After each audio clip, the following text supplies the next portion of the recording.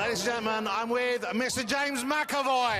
Hello. Here he is, Professor X. What an exciting event this must be. And we have, of course, so many of your co-stars here with you. Am I right in thinking that the scene we've seen in the trailer, no spoilers, but the scene that you have with Patrick Stewart, that was your first day of filming? It was my first day and his last day. Yeah, it was fairly intense, but, you know, getting to do your character at someone's face who is doing it back at you and in your mind, because you've been a fan of his since he was 10, doing it so much better, was quite nerve-wracking, but it was good.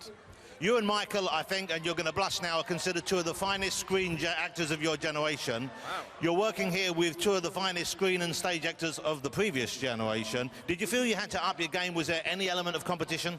Well, when you get home and you realise that your generation's the best, you just, you know, the pressure's off that. I don't mean that. I don't mean that. Okay. They're two of the finest actors working today, and, you know, being next to them, being in the same movie to them is a real honour.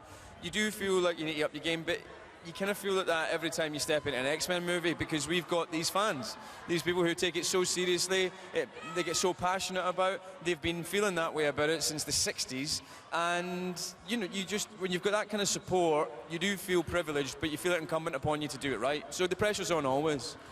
Professor X, as played by you, you have a slick new set of wheels. I hesitate to call it a wheelchair, it's even better. How was that to work with? Were you actually controlling that device? I was, yeah. There's no brake on it. You just have to kind of take your finger off the power and gauge when it stops, so I came a cropper quite a lot. I didn't actually ask Sir Patrick how he used to get on it, but I knocked a few people over. And you know that bridge that goes out to Cerebro? I nearly took a header off it 3 or 4 times. Yeah, and I did actually think I knocked Hugh Jackman off it once. Okay, that was obviously deliberate. Obviously, he was getting way too much camera time. Hugh's not here. He has the reputation as being one of the nicest men in show business. There must be one bad habit you can share with us. Oh, well, it's not even a bad habit, but he does like a sing-song in his trailer.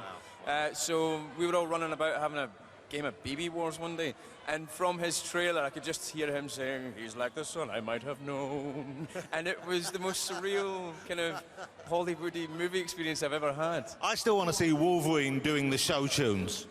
Wolverine show tunes? Well, he has actually committed to the internet, him singing a Wolverine-based version of Bring Him Home. It is brilliant. What's next for you? You've got the next X-Men movie on the horizon. Do you know when you start filming that? I think, you know, nothing is set in stone, but I think next summer we start shooting that. Wow. I'm just going to get done now for saying that, okay. But I think that's the truth. And tonight there's a bit of a party. When do you go off to the next of these premiere events? I go tomorrow night to Sao Paulo. And then I fly back to Europe for one, and then from there go to New York again for a bit more.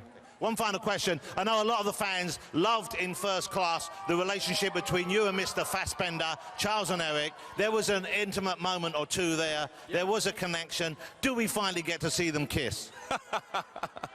Air kiss. Air kiss and Eskimo kiss. Yeah. You know, if you're air kissing him, he can use his brain to pull you closer. You know that. It's a good one. You can try. You can keep trying. He's going to need to buy me dinner a few more times first. Ladies and gentlemen, James McAvoy!